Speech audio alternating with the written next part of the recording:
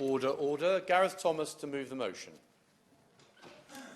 I beg to move the motion in my name that this House has considered the contribution of Jains to the UK. Mr Rosendale, I have the privilege of chairing the all-party parliamentary group on Jainism and have a large Jain community living in my constituency in Harrow. Jainism is a major and ancient religion of Indian origin, recognised in the UK and indeed globally by the United Nations. Yet Jains have received little or no attention from public policymakers for the cultural, economic, social and religious contribution they make to our country. That needs to change. Worldwide, the latest and largest proportion of the Jain faith live in India. There are estimated to be some 7 million Jains worldwide. However, there is confusion about the true number of Jains in the UK, and indeed global census figures are likely to be significantly underestimated, as many Jains are identified as Hindu, of which more anon. The UK is a significant centre for Jainism, and studies indicate that there are almost 65,000 Jains in the UK, a figure far in excess of the 20,000 identified in the 2011 UK census. Again, a little more of which later. One key figure in the Jain community in the UK said to me, "We have always sought to integrate into the fabric of British society and wholeheartedly accept British values whilst wanting to retain our distinct identity, religion and heritage." In the UK, there are 5 major Jain religious sites in Hayes, Kenton, Leicester, Manchester and, of course, the Potter's Bar Jain Temple, which is the largest example of Jain architecture built in Europe and has hosted His Royal Highness Prince Charles as recently as 2015. I give way to my honourable friend. I'm extremely grateful and giving for my honourable friend with whom I've shared many an Ahimsa Day, which is a glorious occasion. But our honourable friend will be aware that most people who don't know much about Jainism know a lot about the Jain temples, the oldest religious buildings on earth. Is he aware, as I am, of the problem of actually getting visas for stonemasons to come to this country to assist with the repairs and extensions to the Jain temples? And would he join me in perhaps giving the Minister a gentle nudge in the direction of being a little bit more generous when it comes to such visas? Well, I'm grateful to my honourable friend for that intervention and for his work on the all-party group. And when I visited the Potter's Bar Temple in June last year, the trustees there were at pains to point out to me some of the difficulties that they had had in getting visas for stonemasons to come and help them with the extension to the temple there. Again, I hope to come back to the issue of visas to, as my honourable friend said, to press the Minister for his help in getting the Home Office to be a little bit more reasonable in that issue. The Potter's Bar Temple is quite magnificent. It was built using ancient techniques and crafts. No steel has been used to build the temple, and 1,300 tonnes of Indian marble from Makrana were used to build it, shipped to London after it had been beautifully carved by over 450 specialist craftsmen. In all, almost 6,000 carved pieces were used, including an amazing intricate ceiling of Indian marble, finally assembled like a giant jigsaw puzzle within just 15 months. It is for that reason as to why stonemasons are needed to be brought in from India with the specialist expertise to which my honourable friend quite rightly referred. Now, I've also been honoured, Mr Rosendale, to visit the Jain Temple in Kenton, slightly nearer to my constituency and where many of the Jains who live in Harrow West attend. Jainism was founded in the 6th century BC, and Jains trace their history through a succession of 24 enlightened teachers, or Tirth Ankaras. The first... I will give way. And every time the Honourable Gentleman for Harrow West brings very topical and important subjects to this hall, and I'm usually here to support him, and I'm here for the same purpose today.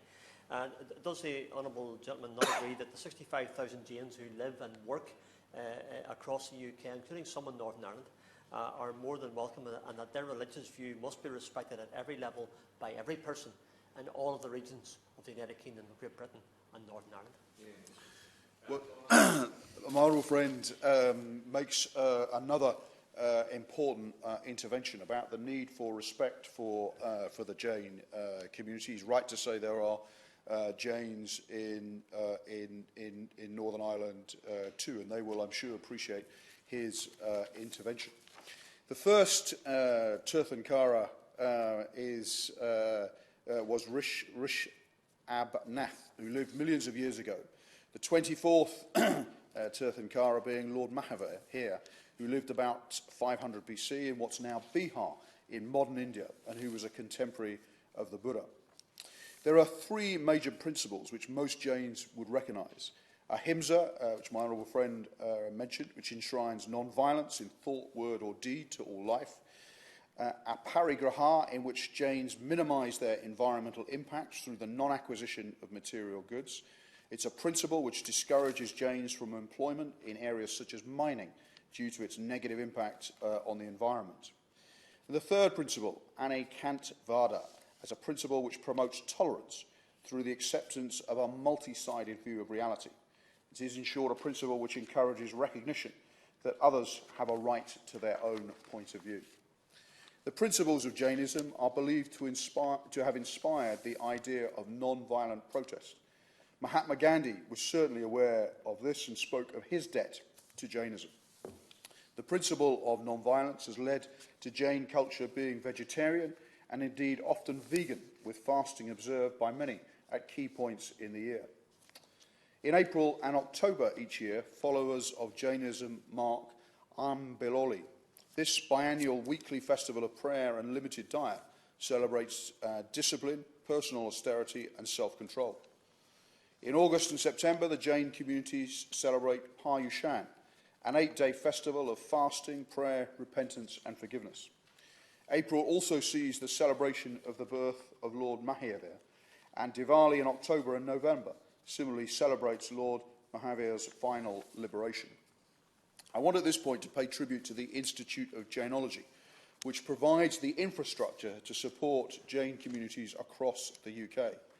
Thank you very much, in a way, and also congratulate the member for securing this debate of raising the awareness amongst not only the parliamentarians here through this channel, we will take it to the general public as well. Would you agree with me that the Jainism is not for themselves alone?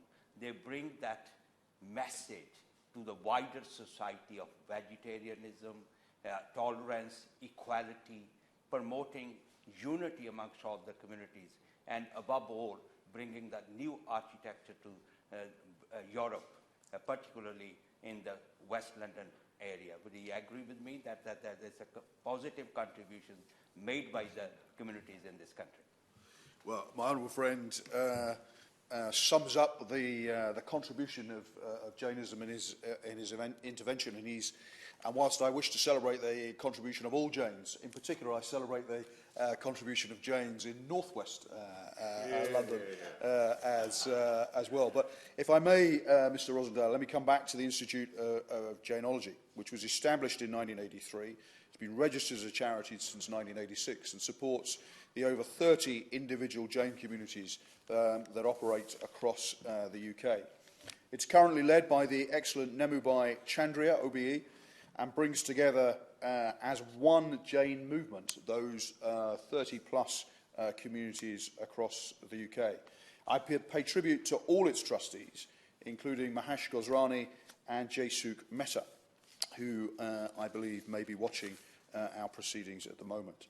The IOJ oversaw the successful Jainpedia project from 2007 to 2012, cataloguing, digitising and displaying, albeit briefly, the Jain collections in major UK institutions such as the Victoria and Albert Museum or the British Library, attracting over 30,000 visitors. Indeed, the UK collection of Jain works of scholarship, art and literature is the most important such collection outside of India. Overseen by Mehul Sangaraika MBE, who continues on the board of the IOJ with his father, the even better Dr. Harshad Sangaraika, the Jainpedia collection has already had 5 million website hits.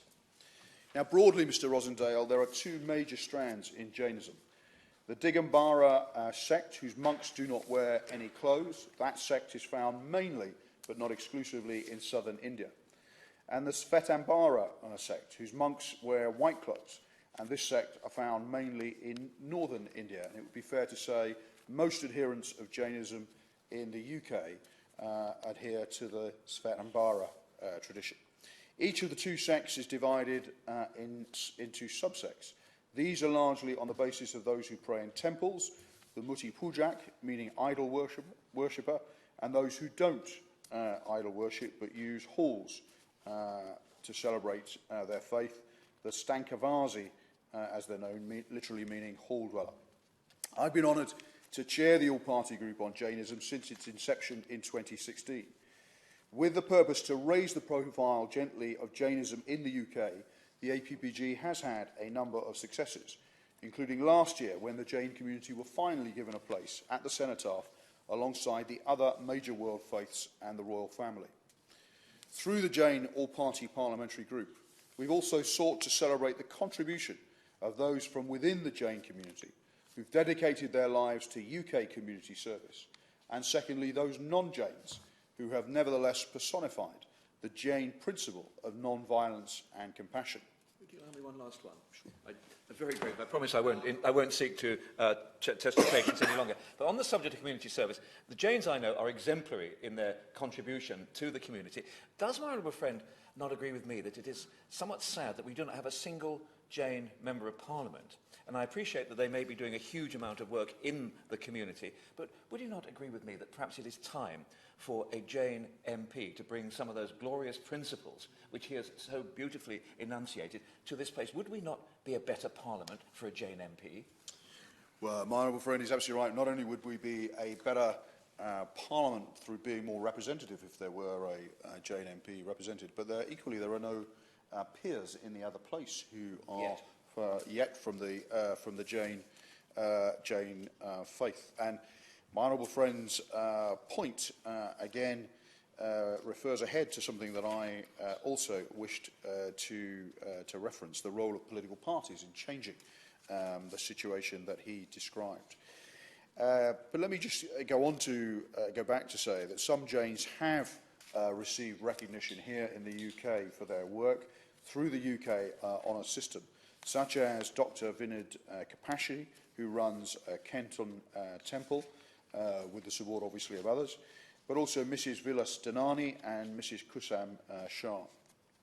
Jain businesses, Mr. Rosenthal, have made a huge contribution to the UK economy across every sector, with leading businesses in education, in transport, in finance, in hospitality, in real estate and pharmaceuticals, to name but a few, all run by members of the community. One important example of many is Sigma Pharmaceuticals, led by Bharat Shah, the largest independent pharmaceutical wholesaler in the UK and a national champion in the European Business Awards back in 2017. It's a family-run company run with Jain principles at its heart, which for almost 40 years now has served independent pharmacies, dispensing doctors and hospitals across the UK. Another such Jain-led business is Comline, established in 1991, again a leading independent British supplier of aftermarket replacement vehicle parts.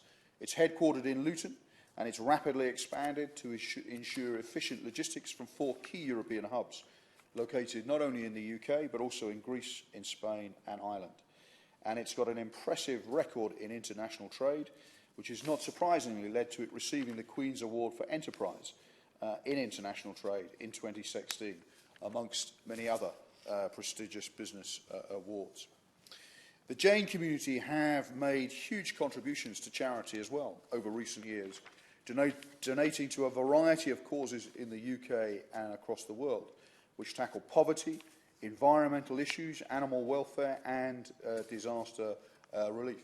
And if the House will forgive me being parochial, also to Earlsmead Primary School in my constituency to help an excellent head teacher invest in the school's library and other facilities.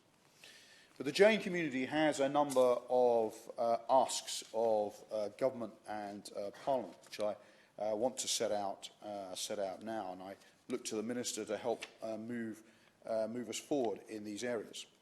The last census, as I alluded to earlier, in 2011, did not get close, Mr Rosendale, to accurately recording the number of Jains.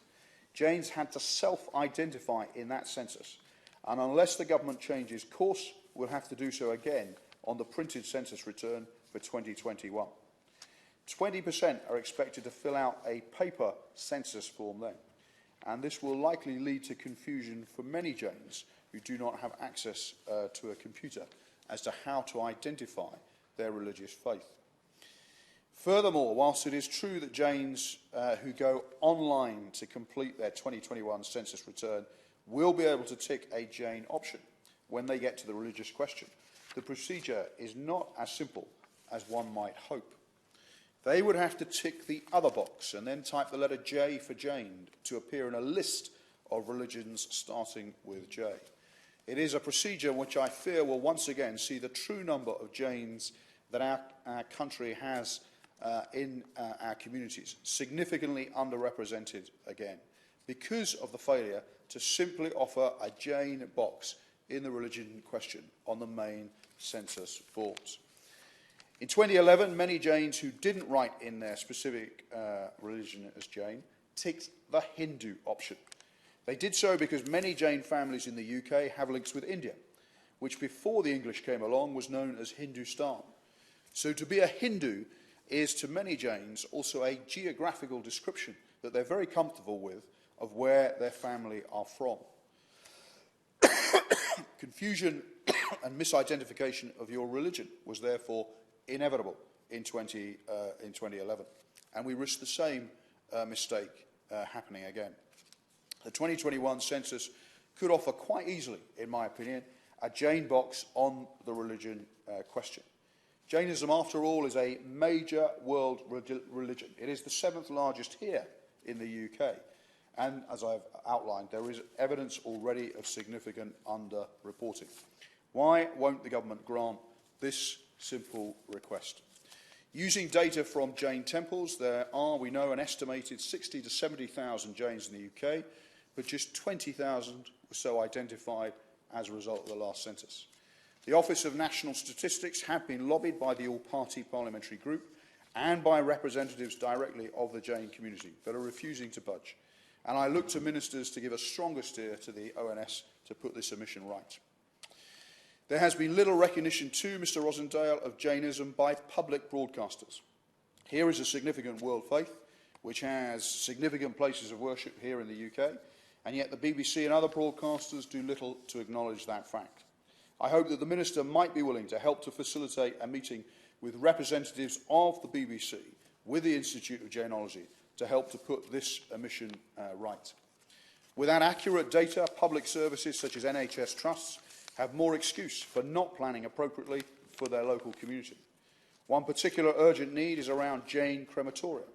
The traditional custom in Jainism is to cremate the body within 48 minutes of the death. After that, the body starts decomposition and breeds bacteria, and the belief is that a delayed cremation would cause innumerable amounts of violence and potentially also spread disease. Today in the UK, there are no Jain crematoria.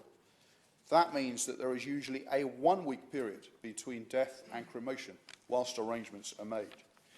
The Oswald Association in Potters Bar have submitted a pre-plan to their local authorities for a purpose-built crematorium at the Potters Bar Temple, with a hall to accommodate large groups, with adequate ritual and washing facilities, prayer rooms and a viewing room, and with adequate car parking present on site.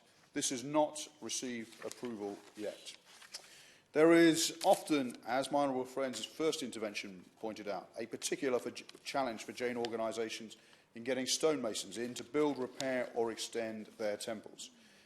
Again, it would be useful to have the Minister encouraging the Home Office to be more sympathetic to requests from Jain communities for stonemasons expert in the traditions and practices of Jainism, usually from India, to be allowed into the UK temporarily to help with temple works. I took up the Oshwell Association's need to secure visas for 5 such stonemasons to help extend the Potter's Bar Temple in time for their 50th anniversary celebrations. Initially, all 5 visa requests were refused. Following their appeal, 3 were allowed, 2 were not. Similarly, Jain religious leaders visiting the UK temporarily also often have difficulties. Again, a little more sympathy from the Home Office would be helpful in this regard. Lastly, there is a challenge for political parties. Again, as my honourable friend's intervention made clear, no Jain members of Parliament or peers. The most senior elected Jain is currently Navin Shah, the excellent London Labour Assembly member for Brent and Harrow, and Councillor Sachin Shah, previously leader of Harrow Council. There should be Jains in both houses of Parliament, and I look forward to all our political parties doing better at recruiting, mentoring and seeing elected more Jain politicians. Jainism is a remarkable religion, and its adherents in the UK are great British citizens. They deserve more recognition, and I hope the Minister will help us to deliver that. Rishi